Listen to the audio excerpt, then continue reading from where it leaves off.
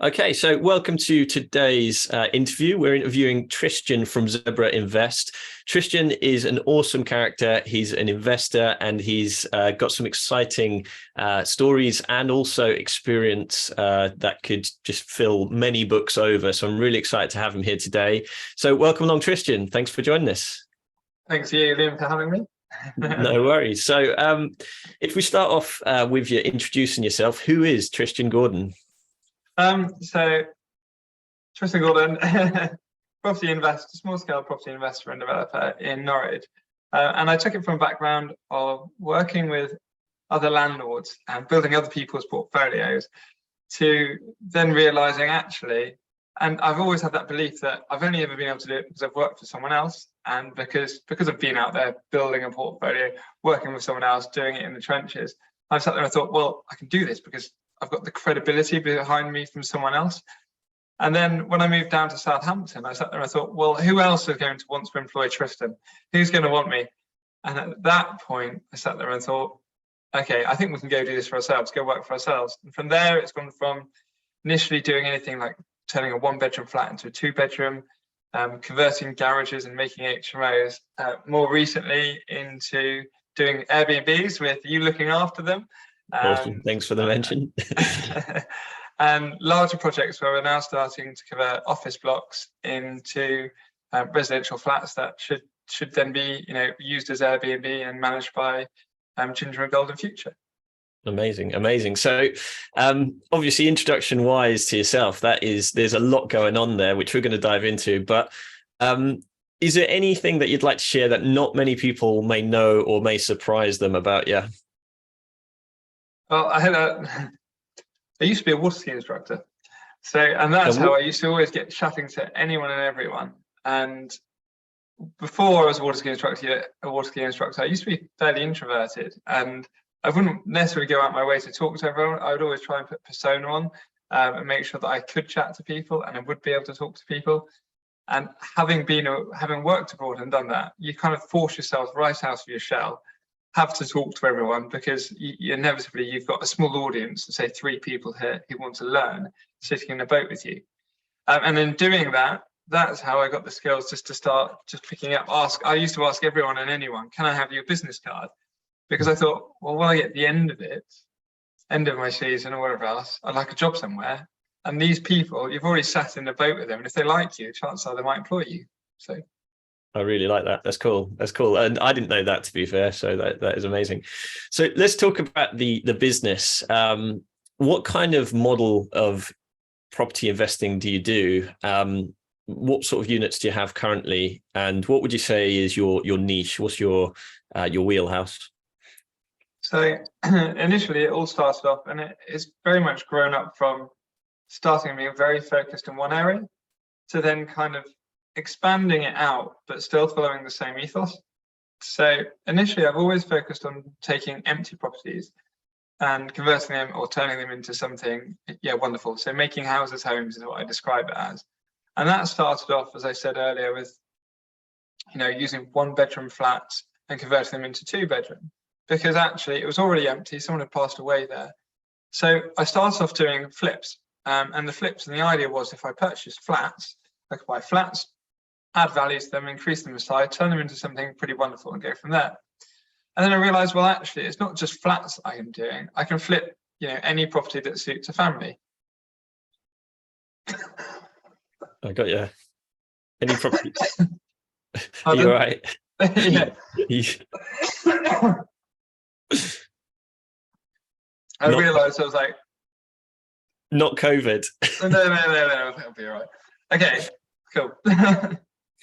So you've started flipping different types of properties? So I started flipping different types of property. And the idea always was that I could flip property on one side to build up equity for whenever I buy an HMO or a property to have cash flow in that's going to have cash left in.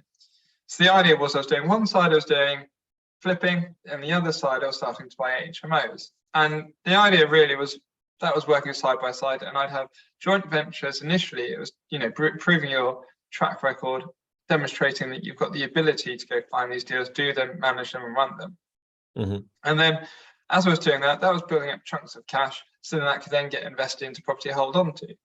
So as it's evolved and I moved up to Norwich, the business is still very much doing the same kind of thing. We're still going out flipping properties, and granted, more recently it's been more family homes and properties that we've been turning around, but still making sure whatever we're buying is empty.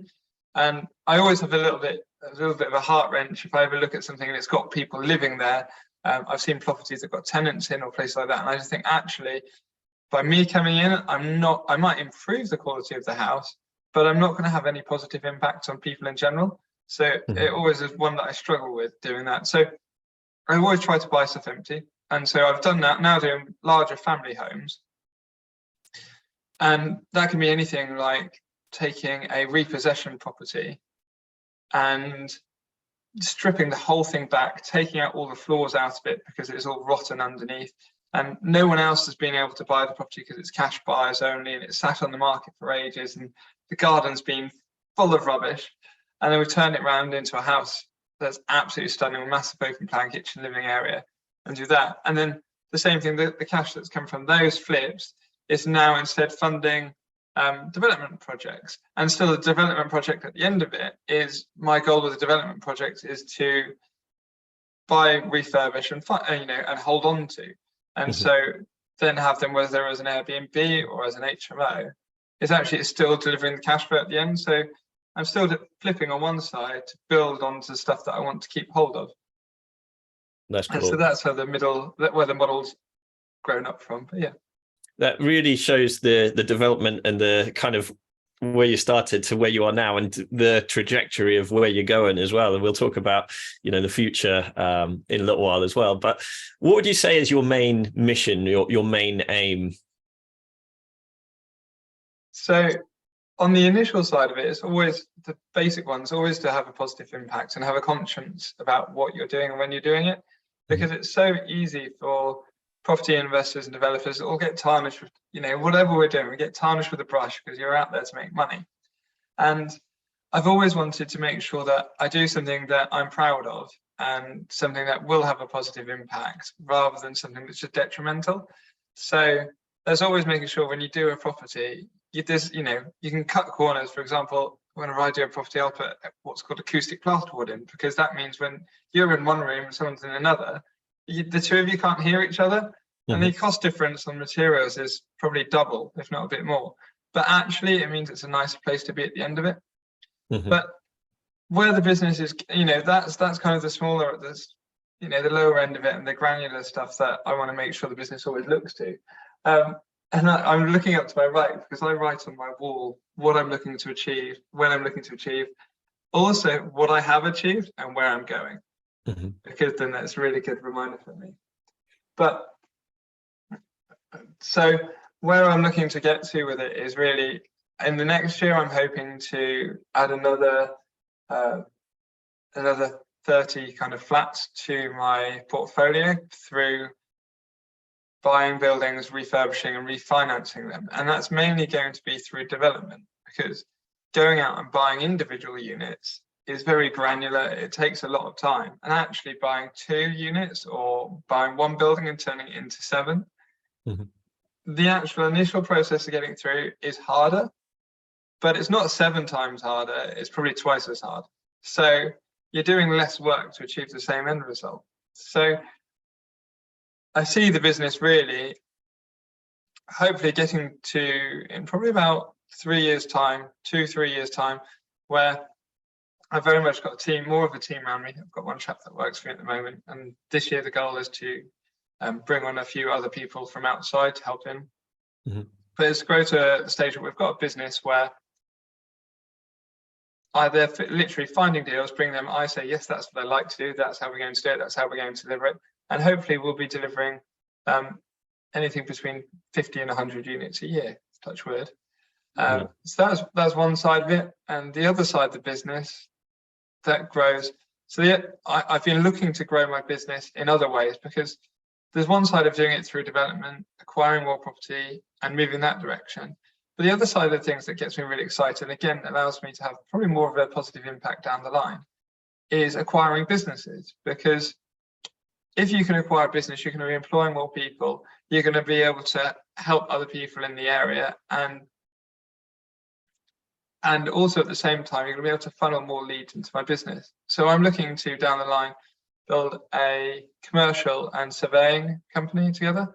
And the idea is that's going to be anything from commercial purchases, sales, surveys, dilapidations. And it could be doing surveys for residential properties. And the idea is all of that is a neat way to generate leads and bring in properties that would quite suit and build out into the ZebraInvest portfolio. So that builds up, has one impact, and it also helps the business at the same time. So.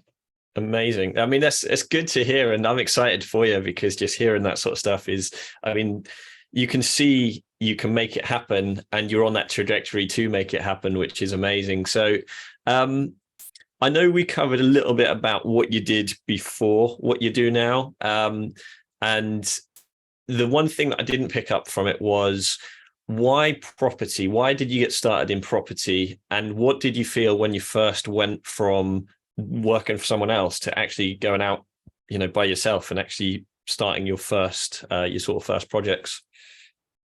So the very first property, I was working for a student landlord at the time. So I was working for a student landlord at the time.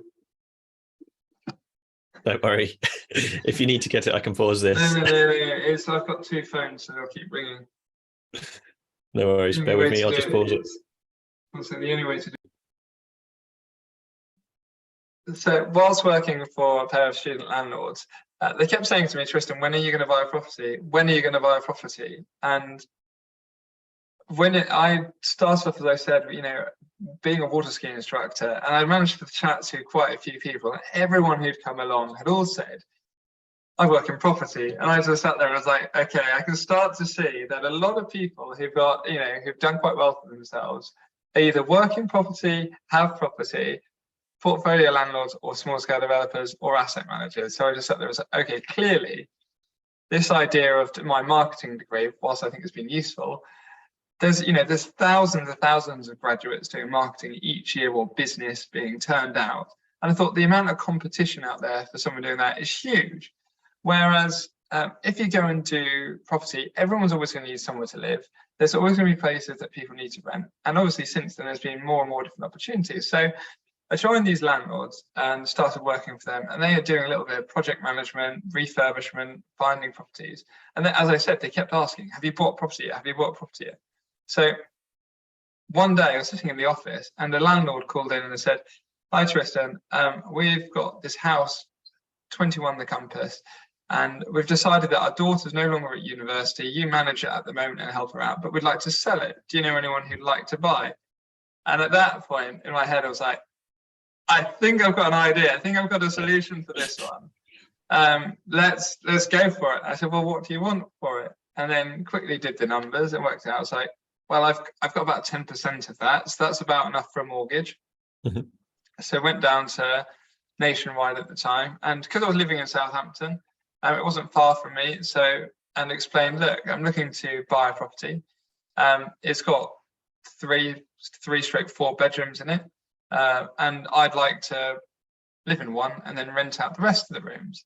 And in doing so, you could then have the income come in. And it was also, I could turn and say to them, look, because there's 3 other people living there, I also need an HMO license. So that kind of started it all off. And as I was there, what I did was I rearranged one of the rooms downstairs. It was originally just a small dining room, and managed to take out a built-in cupboard, move an outside cupboard to make it a lot smaller, and suddenly turn this, quite large 3-bedroom house into a really decent sized 4-bedroom house. And then about 1.5 years later, got a new mortgage, refinance, and I was like, oh, wait a minute. And I didn't quite realize what had happened at the time.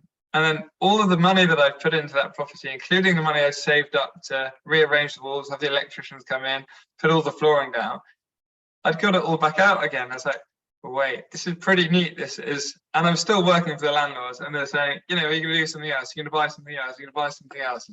Flipping heck, they just don't stop talking. So, and that's kind of, as you start getting, the rental payments hitting your bank account, it's quite nice. And I'd actually created some of that I thought was, I would live there. It's quite a cool place to live. I put LED lighting in the ceiling that changed colours with a remote control before anyone was putting LED lighting in anywhere. And had a, massive sofa built in that being custom built and made for it. It looked lovely. And so as I was getting the rent payments, I was like, well, we've got the money from this one. Why don't we go again? So bought the next one. And that started then bringing in, again, a similar amount of money. And it actually just meant, whilst I lived in London for, probably about 4 years or so. And it just meant you can actually enjoy your life whilst living there, rather than, and I know I did work hard and put a lot of effort into everything I did, but it meant you could actually do what you wanted to without having to worry about it. So that was that. And then as I was doing properties, I was then building a portfolio for someone else. Took them from 6 houses to 24 in 12 months. And then I was just like, well, this works. So as I was looking to move, it's like, well, what skill set have I got? What else can I do? And that's when I then started picking up books, picking up podcasts, listening to any information, learning as much as I possibly could, and spending every different hour under the sun trying to learn and trying to get my business into place. And in doing that, that's what I kind of knew. I knew how to do property, and then I sat there and thought, well, actually, I know quite a bit about this. Let's go out and go out and do it. And since then, I still get quite excited about what I'm doing, how it's going, what I can do, what else you can do. And when you get excited about something, it's easy. If you sit there and think, I don't really want to go do that tomorrow, then you shouldn't really be doing it. The passion comes through, and definitely you're absolutely right about success leaves clues, doesn't it? About the people who are coming skiing to be able to see that they're all connected to property in some way, to prove the model works for yourself, get an amazing first deal and get all your money back out, and then to do it a little bit more and go, hey, do you know what? Why am I doing this for someone else? Let's just make a go of it is inspirational. So well done, buddy. Okay, so slightly deeper questions these are. So what does success mean to you?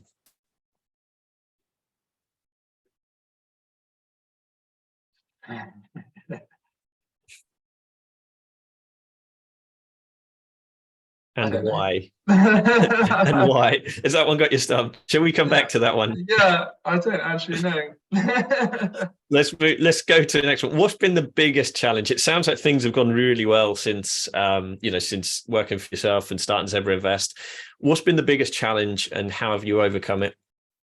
So I'd love to say ZebraInvest is, it's been seamless. It's really easy. There's no challenges.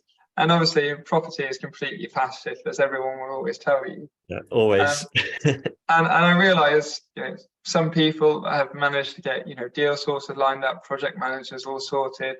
But with growing a business or starting any business, it depends where you start it from. And with ZebraInvest, the funds for starting the business, its actual self, came from living off £600 a month.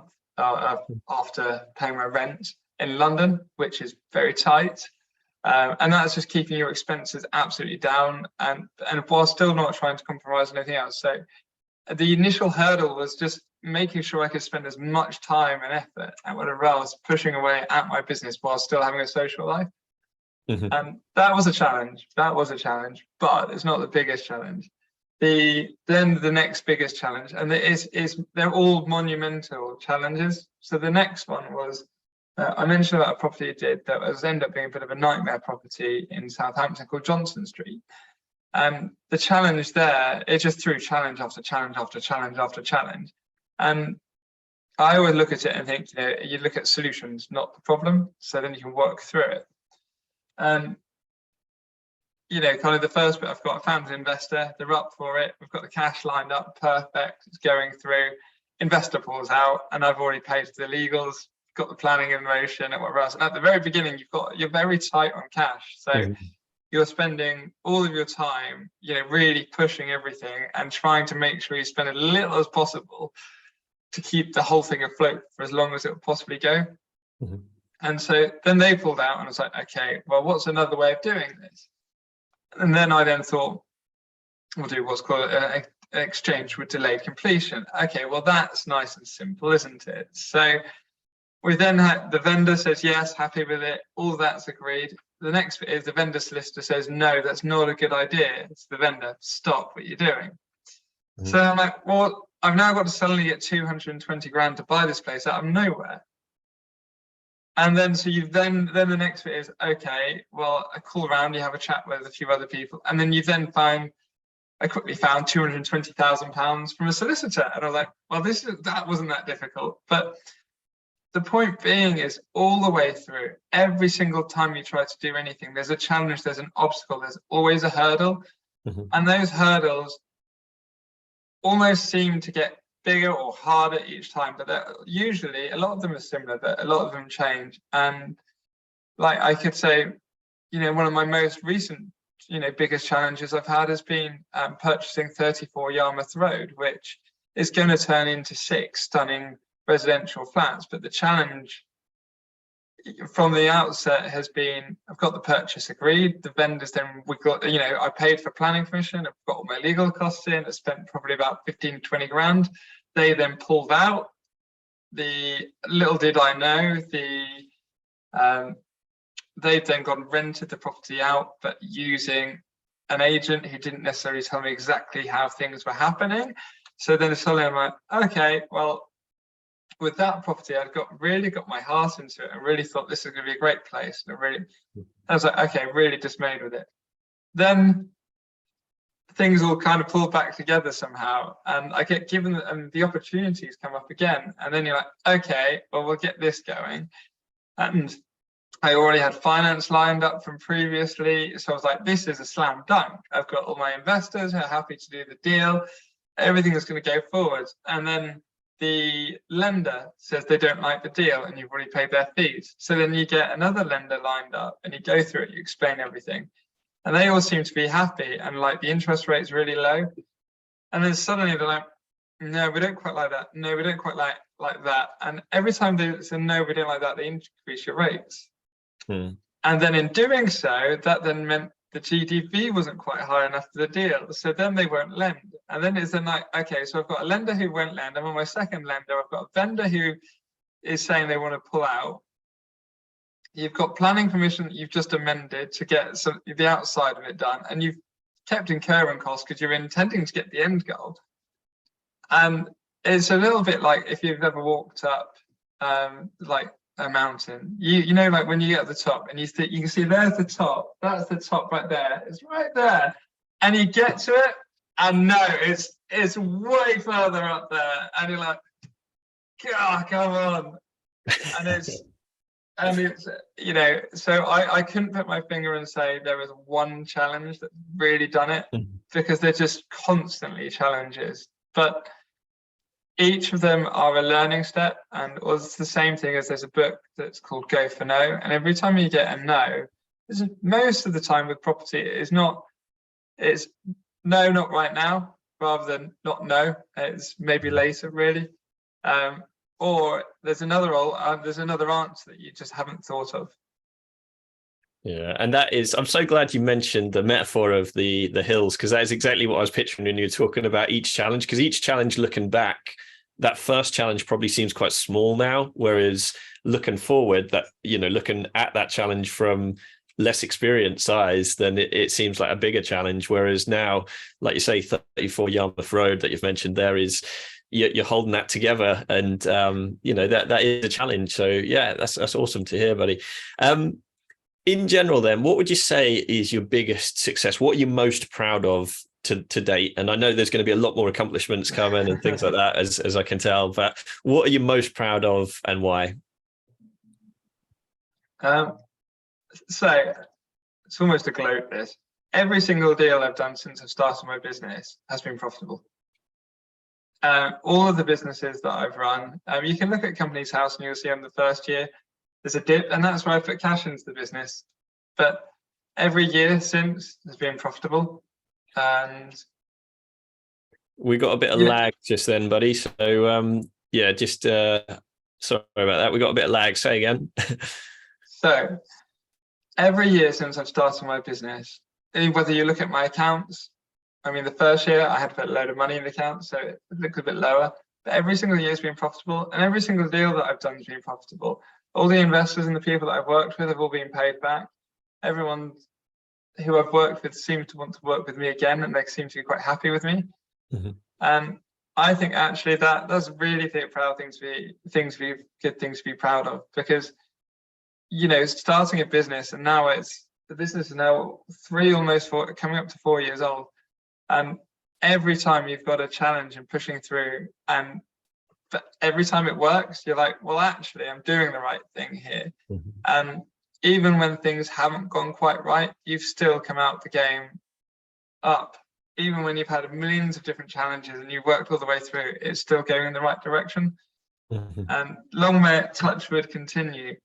Amazing. And at the end of the day, you've come out with it not only further up, but with a lot more skills, developed traits that will help you succeed, and more more knowledge at the end of the day, more experience, which is cool. So what would you say, if we look at now the stuff which you use, what kind of tech do you use within your investment business that you really go, do you know what, that's something which I think that without that it would be a lot harder, and it's something that everybody who listens to this should go and check out?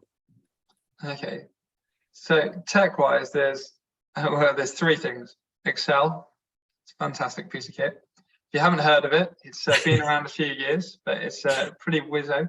No, actually, with Excel, I take the fee, but I've created my own investment analysis spreadsheets, and I've also got a development analyzer, and it's really useful because I've got, and I'm sure a lot of people will know what it is, there's a little what if tool on it, and you can set it to goal seek. So I always try and set any property where I'm looking to buy it, refurbish it, refinance it, and then hold on to that property as a rental for a long term or have the income. I always try to make sure I've got a 30% return on investment. And so if you can just, my system will work out exactly what the return will be, and I can then swing the whole purchase price by the return. So I know as soon as I make an offer, what it's going to come out at the end. So that's a really basic piece of software that if you're not using it, why aren't you using it?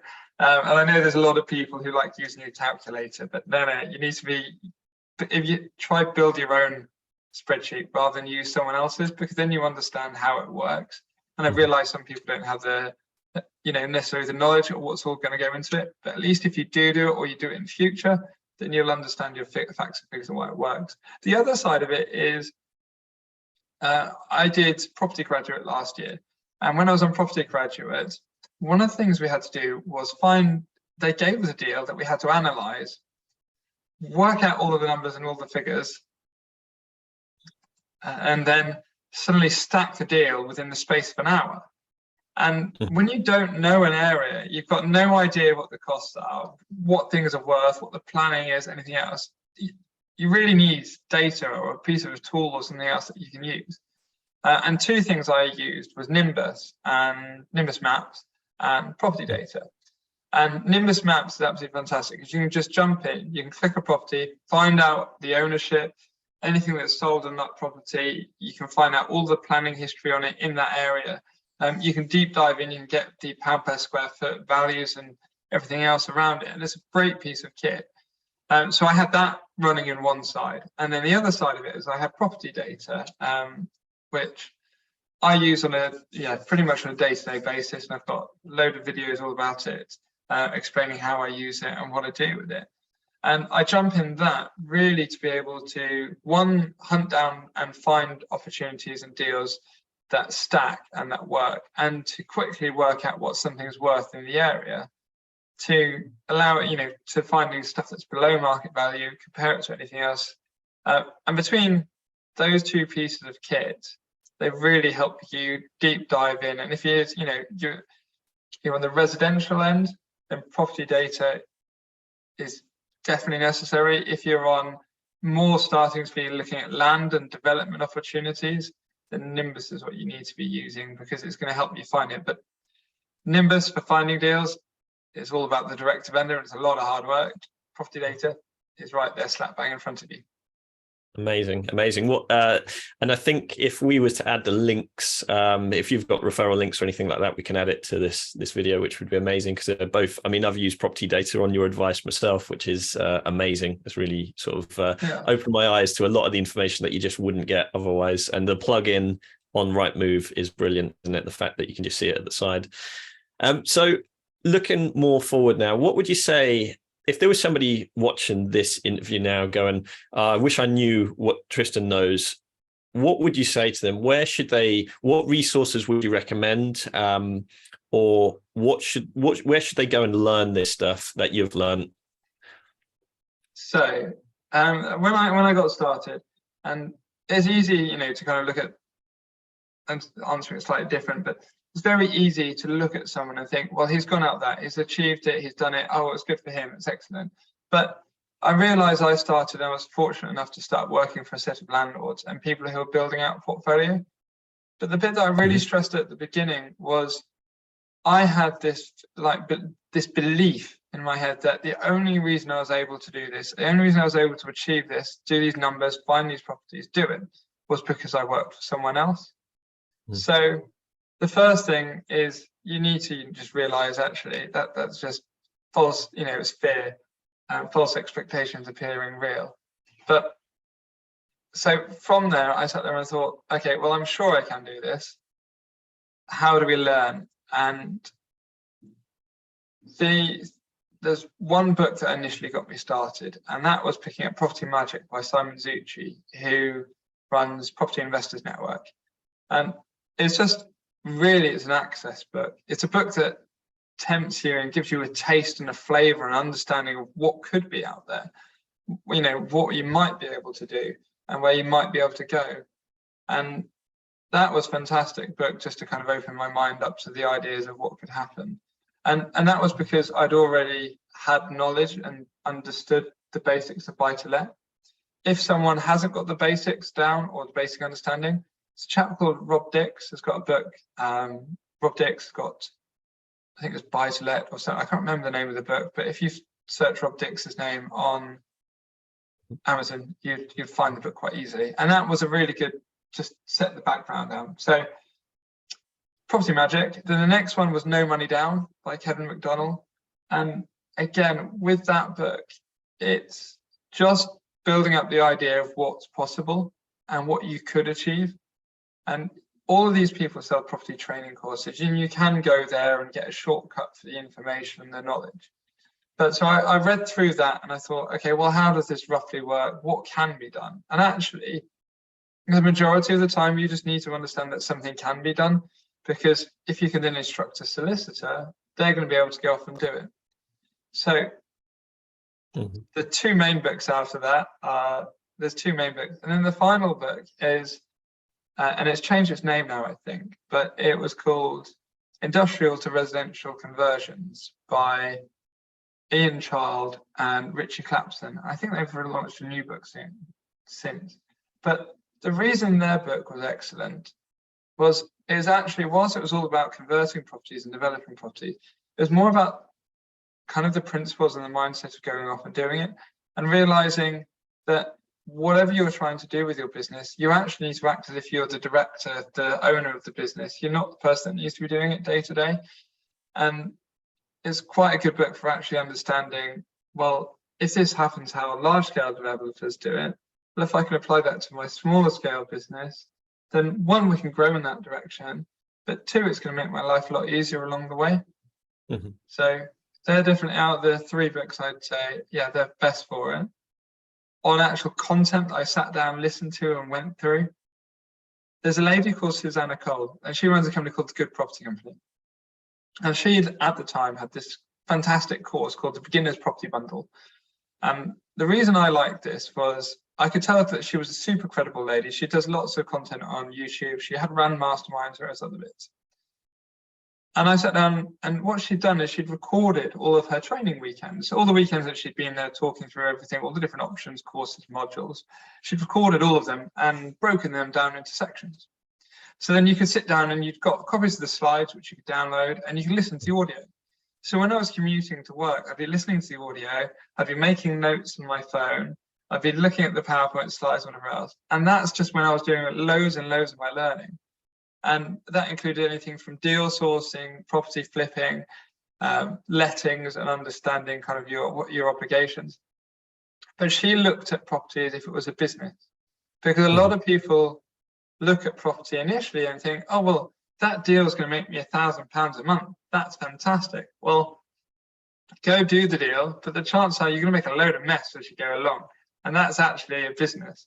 And you need to systemize it and work it out. And obviously, Liam, that's where you've got very good at systemizing and organizing and sorting stuff out. But so me just picking up that was fantastic. She doesn't offer that course anymore, but she does offer various other bits that you can either do a 60-day course with her or get access to the information. And once you've got access to it, that's what really got me going and understanding where I was going to go and how I was going to set my business up and what I wanted to do with it. That's amazing. I mean, all them resources that we just talked about, I mean, some of those books, which I've read myself, and they're absolutely amazing. But one thing that strikes me is exactly what you said there, which is you need the information when you need it, and to fast track it, you can go off and find, the person or the business that could train you on what you need to know at that time. Because some of these courses, if you encountered them right now, you wouldn't look twice at, because you've gained that knowledge. Whereas at the right time, they're really a good way to fast track you, which is certainly what I've found with certain training courses. So as we reach towards the end of these interviews, we like to just ask a couple of fun questions just to reduce the tension of all the technical stuff. So just a couple of fun questions, Tristan. If you was to have a meal with anybody famous, dead or alive right now, who would you invite round? 3 people for a dinner party. Okay, so come on, I've lost their names. Don't worry. Do you want to come back to it? Because 1 second, I'll get the names. We'll come back to it if you like. It's no problem at all. And then a second. Even if there's just one. No, not him. Where is it? Oh. I'll get them for you. Sorry, this is more of a. I'm excited to find out who it's going to be. Okay, so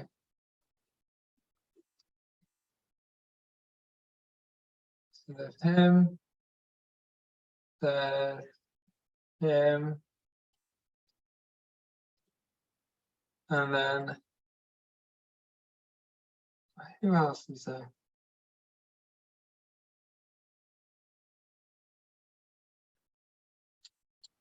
I've only got 2 off the top of my head that I know. That's cool.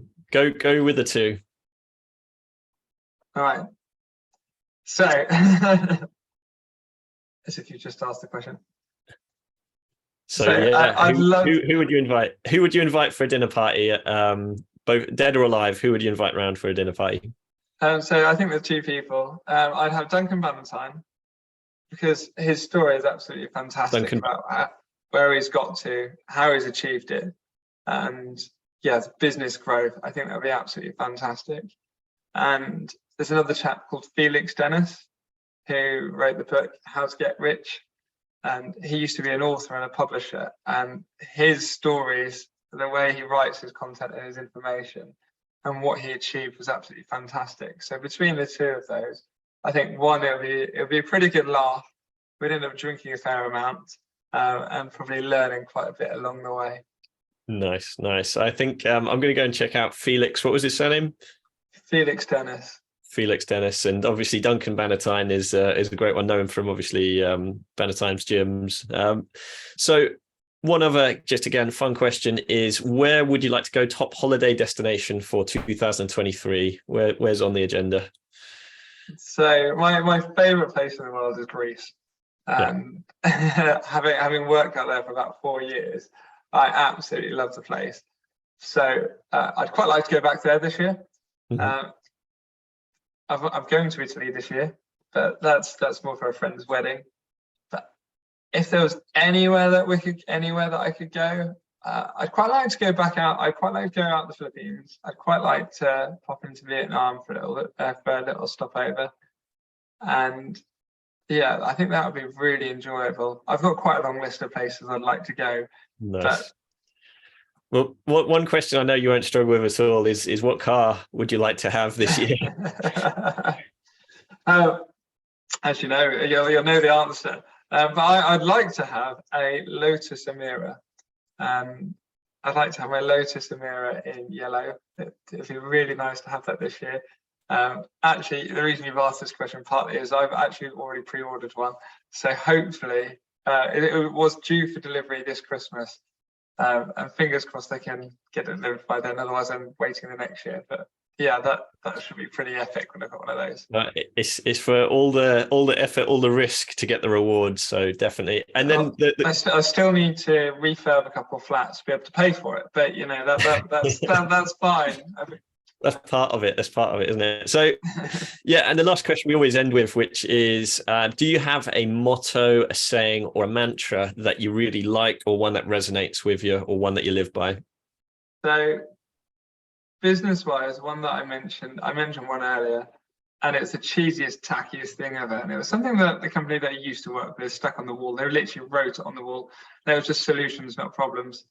And it's tacky and it's cheesy, but it's true, because if every time you look at something, you look at it as if you've got a problem, you're just looking at it and you think, I've got shed loads of problems, and you don't really look at kind of how to get around it. So I always try to look at, okay, well, what else can I do to get this across the line? And I think even when I compare it to other people who I do business with, and even when I can talk to other people, having that mindset and that approach to things, you know, it very makes me I'm glass half full. I'm always thinking about, well, what can we do next? Well, that's hit the fan. What can we do next? How can we get around that? Well, that hasn't worked. How do we do that? And it actually means that because you're thinking like that, you end up having more success at the end of the day, because you're just not taking, as I said earlier, you're not taking no for an answer. You keep going. And I think the other thing, yeah, there's one other that I usually look at, which. Hey, I like that. The other one is being consistently persistent. Consistently persistent. I like it. And being consistently persistent means you'll end up getting deals. You'll end up attracting investors. You'll work with the right people, you'll find the opportunities, and you'll make opportunities work that others simply don't. And the properties, if you look at anything that's in my portfolio, the stuff that's kind of started off, most of the stuff I bought is the runts of the litter. It's the stuff that no one else wanted. It's the stuff that there's a problem with, and there's a problem, and because there's a problem, there's profit. So, and that's another good motto as well. But if you're persistently looking at it and putting the effort in, it will pay off. And then, yeah, and with problems, there's always profit. I like that. And you're right, having that solution-based mindset just makes a world of difference, doesn't it? And problems do equal profit. And being consistently persistent, I think that worked out well with me and my love life. So yeah, that's definitely one I like as well. So thank you so much for today. What would be the best way for people listening to this to get in touch with you? Is it social media or email? What would be the best way? So I am an antique in most ways. So the best way usually to get in touch with me is pop me an email, which is tg@ZebraInvest.co.uk. And then usually if there's anyone who's interested in having a chat, anything you'd like to do together, within book a call, have a chat, or go through things. If you just want to see what's going on, get updates and ideas, see what projects we're up to, you can find ZebraInvest on YouTube. And I say that's far better than probably most of my other social media channels, because you will go off and you'll see projects that I'm up to at the moment, what's going on site, how things are developing. I'll also put hints, tips, tricks, how I use software like property data to find and analyze opportunities. So if you're just looking to learn more, ZebraInvest on YouTube is probably the best way. If you'd like to get in touch and possibly do something together, then ping me an email. Awesome, awesome. And I'm going to give you a plug for something which you've changed Norwich in general, which is Norwich Property Meet. So Tristan hasn't mentioned this, but he's started a meet just for people who are interested in property in and around Norwich. And it's the highest rated, most popular property meet in Norwich, which meets up once a month, which Tristan hosts and gets some awesome speakers each month. So, it's definitely worth Googling Norwich Property Meet. Come along and just get to see talk to Tristan and see some awesome people as well. So thank you so much, Tristan, for today. Is there any last closing comments or anything I missed? No, I think you've absolutely whipped it. Awesome. Well, thanks again. And we'll see you on the next one. Cheers, buddy. Bye for now.